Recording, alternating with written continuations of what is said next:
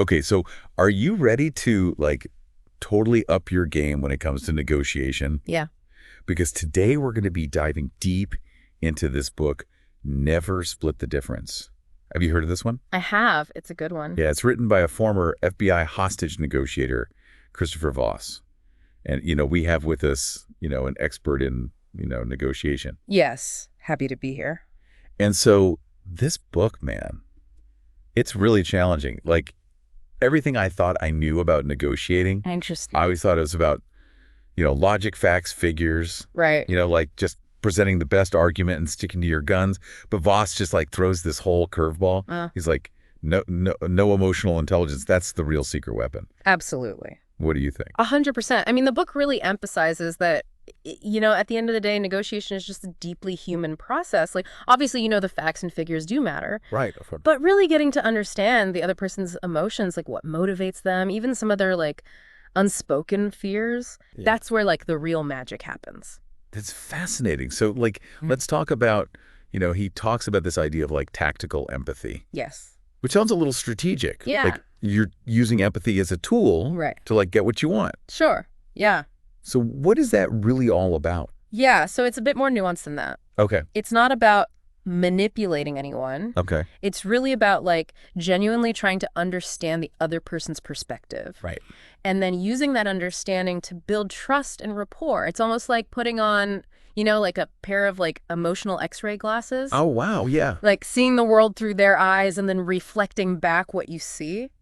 That's so interesting because it makes me think of that story in the book about the hostage negotiation. Yes. And Voss, mirrors the hostage taker's language. Yeah. And it, calms the situation down. Yes. I was, blown away by that. What's going on there psychologically? Yeah.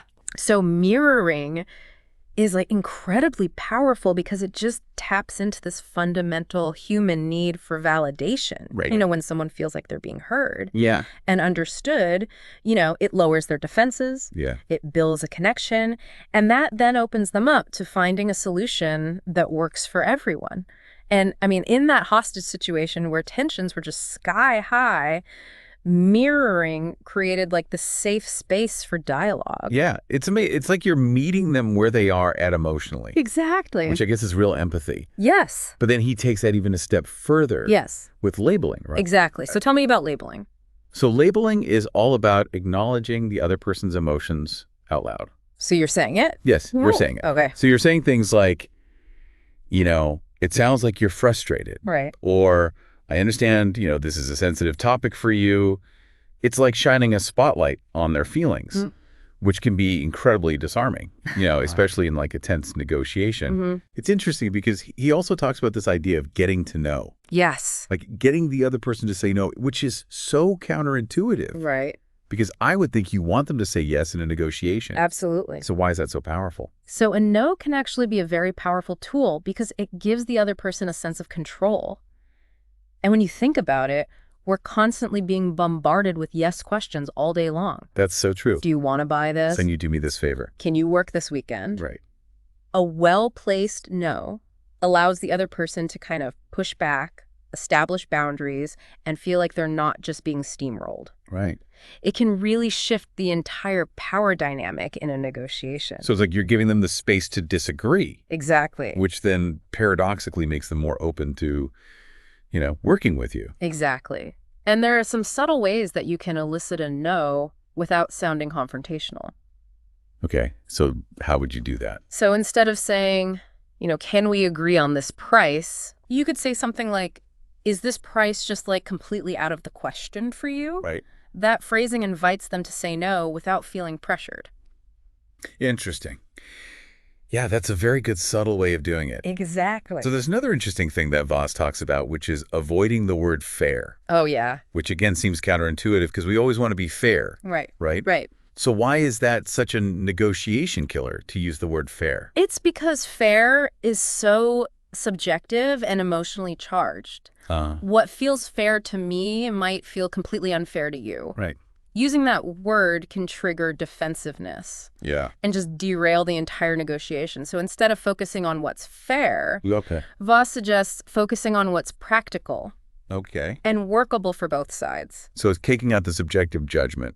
Yeah, and just focusing on what's going to work. exactly. Yeah, that makes sense. Absolutely. So, we talked about a lot of stuff here. We did. What's like the one big takeaway? I think the biggest takeaway is that mastering negotiation is an ongoing process. It's like learning a new language or a musical instrument. The more you practice these techniques, the more natural and effective they'll become. Practice, practice, practice. Exactly. So for a listener out there who's got, maybe a big negotiation coming up, a job interview, Yes. buying a car, whatever it is, Anything. what do they need to know? The biggest thing is that they need to go into that negotiation not just with the facts and figures, Okay. but like with their emotional intelligence activated. Oh, Listen deeply to the other person. yeah. Try to really understand their perspective and use these techniques to build that rapport Yeah. and create a space where you can have a win-win outcome. I love it. So it's like you're going in with an entirely new mindset. Yeah. So for our listener, I want you to think about a negotiation you've had recently. And it doesn't have to be like a business negotiation. It could be as simple as like figuring out where to go to dinner with your friends. Absolutely. Did you notice any of these dynamics at play? Yeah. Like how might applying these techniques have changed the outcome? It's just food for thought. That's a good one. Thanks for joining us. Happy to be here. This was a great deep dive As it was. into never split the difference.